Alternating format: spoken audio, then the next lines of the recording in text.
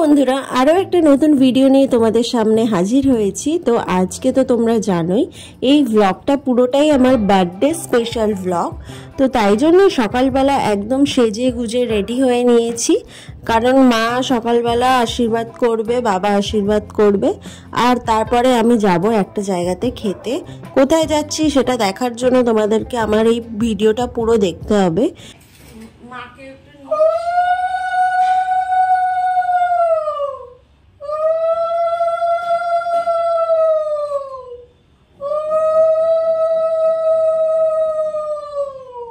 জন্মদিনের দিন মা বাবার আশীর্বাদটাই হচ্ছে পরম পাওনা। তো এখানে তাই ফার্স্টে বাবা, তারপরে মা আমাকে আশীর্বাদ করে নিল, আর তারপরে আমি নিজের বানানো কেক নিজেই কাটবো। আর এখানে মা তো আগের দিন পায়েস বানিয়েছিল, সেই পায়েসটাই খাইয়ে দিল, কারণ জন্মদিনে পায়েসটাই তো হচ্ছে মেন। আর আগের দিন যেহেতু দক্ষিণেশ্বর গেছিলাম, সেই প্রসাদ ছিল, মা আমাকে সেই প্রসাদ দিয়েই মানে আশীর্বাদ করলো, আর শেষে একটা ক্যাডবেরি দিয়েছিল গিফট হিসেবে। তারপর আমি এখানে কেকটা কাটিং করে নিচ্ছি, আর এই কেকের ভিডিও তো আমি শর্টসে আপলোড করেই দিয়েছি, তোমরা সেখান থেকে দেখে নিও।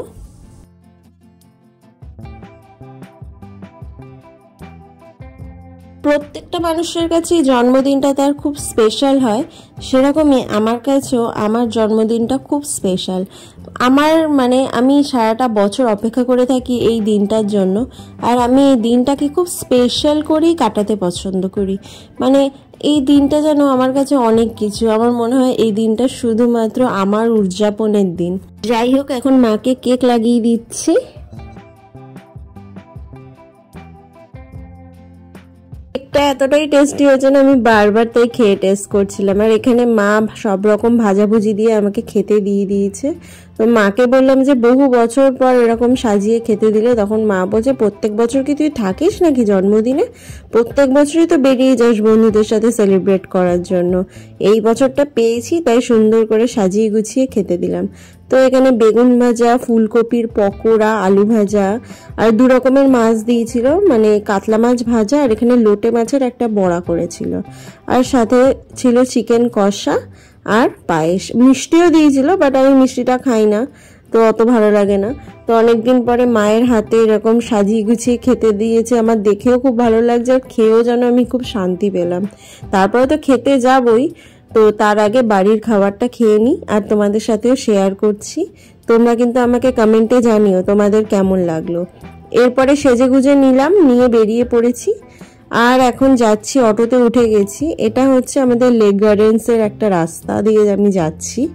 কোথায় যাচ্ছি তোমরা আই গেস তোমরা বুঝতেই পারছো, এখানকার বিখ্যাত রেস্টুরেন্ট রেড পিচার। তো এখানে তো একটা বাফেট চলছে, তো সেখানেই চলে গেছি। তো এমনি সোম থেকে শুক্রবার পর্যন্ত এখানে 499 এর বাফেটটা চলে, বাট শনি রবিবার এখানকার বাফেটটা 799 হয়ে যায়। তো আজকে যেহেতু 6 জানুয়ারি শনিবার, তাই জন্য আমরা 799 এর বাফেটটা পেয়েছি। তো ফার্স্টেই আমাদের ওয়েলকাম ড্রিঙ্কস দিয়ে দিয়েছে, আর এখানে একটা ক্লিয়ার স্যুপ দিয়েছে। ক্লিয়ার স্যুপটা মোটামুটি ছিল খেতে, খুব একটা আহামরি ছিল না, বাট মকটেলটা কিন্তু খেতে দুর্দান্ত ছিল। এটা ওয়ান টাইম সার্ভ করে, বাট খুবই ভালো ছিল। তারপর এখানে 5 রকমের স্টার্টার্স দিয়ে দিয়েছিল, এর মধ্যে 3টে ননভেজ ছিল আর 2টো ভেজ ছিল।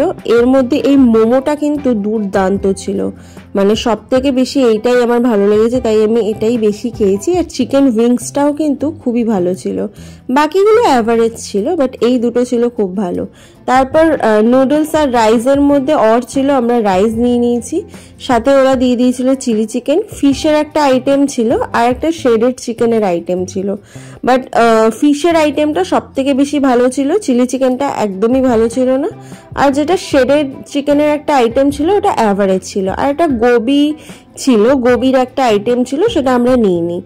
তো মোটামুটি রাইসটাও আমার একটু হার্ড লেগেছে, মানে খুব একটা যে টেস্টি লেগেছে সেটা না। যাই হোক, আমরা খেয়ে দিয়ে নিলাম, লাস্টে ডেজার্ট ছিল।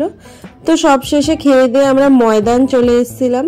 তো একটু ঘুরে ফিরে এবার বাড়ি যাব। তো ভিডিওটাও আজকে এখানে শেষ করলাম। আজকের মতো টাটা, পরবর্তী ভিডিওতে দেখা হবে।